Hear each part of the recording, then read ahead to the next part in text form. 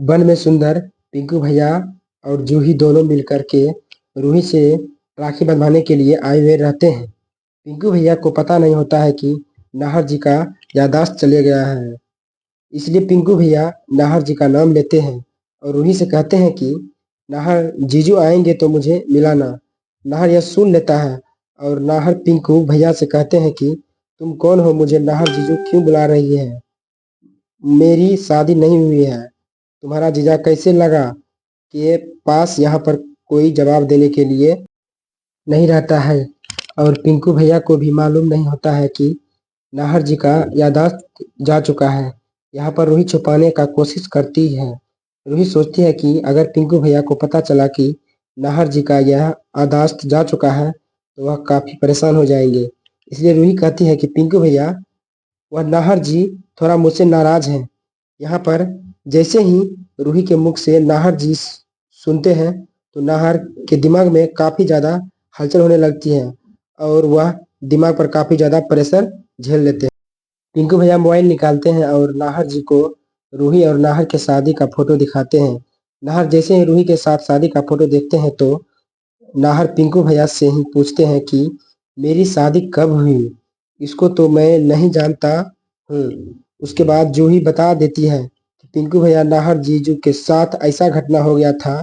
उसके बाद ना पिंकू भैया कहते हैं कि तुम सभी को पहले ही मुझे बताना चाहिए था। अब नाहर जैसे ही शादी का फोटो देख लेता है तो नाहर को बहुत कुछ याद आने लगता है और नाहर काफ़ी ज़्यादा दिमाग पर जोर डालने लगता है, जिसकी वजह से नाहर का तबीयत खराब होने लगता है और नाहर बेहोश हो जाते हैं। इतना में वहाँ पर दादी आ जाती है। दादी काफ़ी ज़्यादा गुस्सा करने लगती है रूही के ऊपर। जूही और पिंकू भैया को गुस्सा करके दोनों को घर से निकाल देते हैं। उसके बाद नाहर को जैसे ही होश आता है तो रूही काफ़ी ज़्यादा खुश होती है और कहती है कि नाहर जी, आपको याद आ गया, पानी लीजिए। नाहर रूही से कहता है, मैंने आपको कहीं पर देखा है। इस घर से पहले कहीं और आप काम करते थे। क्या वह आपका भाई मुझसे मुझे जीजा बुला रहा था? अब रूही के पास कोई जवाब नहीं होता है। सोनी आंटी भी रूही के ऊपर चिल्लाने लगती है। दादी तो रूही को भी भुला बुरा कहता है, सब कुछ कह देती है। इधर जैसे ही नाहर को रूही के बारे में कुछ याद आने लगता है तो अग्नि फिर से नाटक करने लगती है।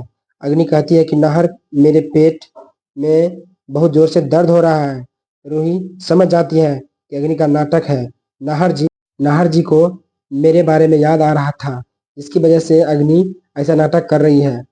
नाहर अग्नि से कहती है, चलो अग्नि डॉक्टर के पास। रूही कहती है कि अग्नि डॉक्टर जैसे तुमको बोले हैं बैठे रहने के लिए, तुम वैसे ही बैठे रहो।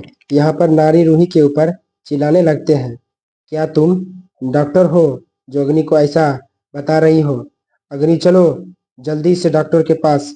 अब नाहर को बहुत कुछ याद आने लगता है। उम्मीद है कि सब कुछ याद बहुत जल्दी हो जाएगा और ठीक हो जाएगा।